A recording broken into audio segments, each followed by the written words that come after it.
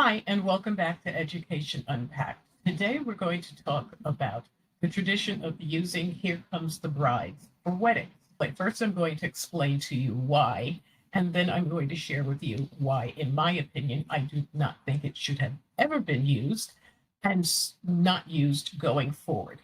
It seems a little odd to do this on a channel that's called Education Unpacked, but it's really important to me that you understand that my perspective on this is that education is not limited to a classroom, whether that's a brick and mortar school building, an online school setup, university otherwise, or even homeschoolers.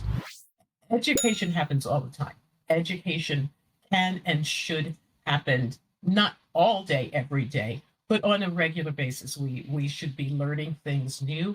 And you, as parents, grandparents, aunts, uncles, caregivers for young ones, remember you were the baby, the child's first teacher. They learn to do all sorts of things under your care before they ever set foot in a classroom. So never lose sight of that.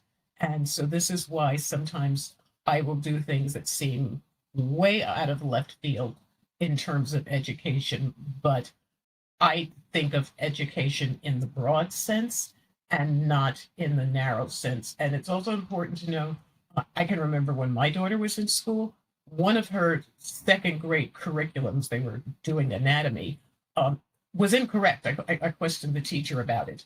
And she said, yeah, well, this is what they gave us to teach, and it's certainly not my area of expertise. So thank you for pointing that out. So even textbooks, curriculums, either accidentally or deliberately have misinformation in them. So it's important to keep on top of this. And just because it was said doesn't mean it's true or accurate. And as I said, sometimes it's deliberate, sometimes it's accidental. But question everything is kind of my motto, including me.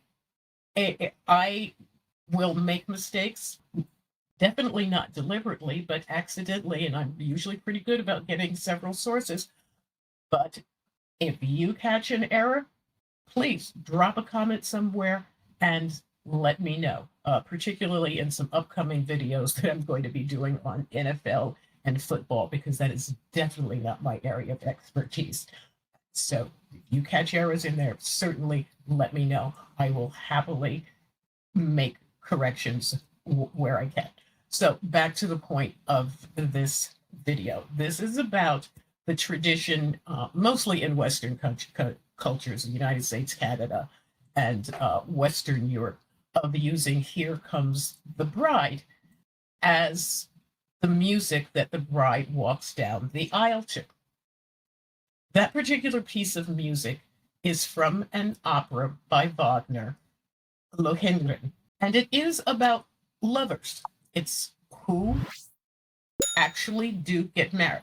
The music was not used for the bride to walk down the aisle. It was actually used to escort the couple to the bridal chamber after they got married. So it was Lohengrin and Elsa. I will drop links in the description and you can read the synopsis of it, but just Reader's Digest condensed version. Elsa had made a pledge to Lohengrin when they got married.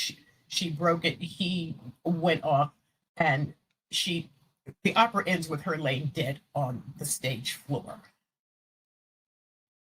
Is it good to start a marriage? I don't think so. So the legend has it that the reason it's used it has been used in so many weddings is the opera was written in 1850, and in 1858 Queen Victoria's daughter, Princess Victoria, I believe, got married. She loved it. She chose it to do it, and hey, the royal family did it, so people just started following suit without ever questioning, is music that's used in an opera about a relationship that goes tragically long. There's a lot of allegory in there. Lohengrin is, yeah, I'll let you read it. But again, at the end of the opera, the bride is no more. She has perished. So why would you use this for a wedding? And again, people just jumped on the bandwagon and no one ever questioned it. It's the traditional music. It's actually not one of my favorite pieces of music. It's would be, probably be on the least favorite list. So yeah, there you have it. That's why you should question things. Some traditions are fun. I appreciate them, but sometimes you really wonder how they began. Why did she choose? I guess it appealed to her. That's it today for today. As I said, I have some upcoming videos that will use life lessons from the NFL because although I am not a football fan, this has been an intriguing year in football, both on and off the playing field. And so, just as I said in the video about using the NFL to help your children with math, I believe in taking advantage of any opportunity that exists. And since this one kind of dropped into my lap, I'm going to use it. And one day in one of those videos, I can't say which one, I'll probably only do 3, no more than 4. But in one of them, I will share, even though I am not a football fan and never have been and probably never will be, I have actually been to a Super Bowl. It was completely by default, but I have been to a Super Bowl. And in one of those videos, I will share the story about that. So again, don't want to drag this on too long. See you next time. Have a great day.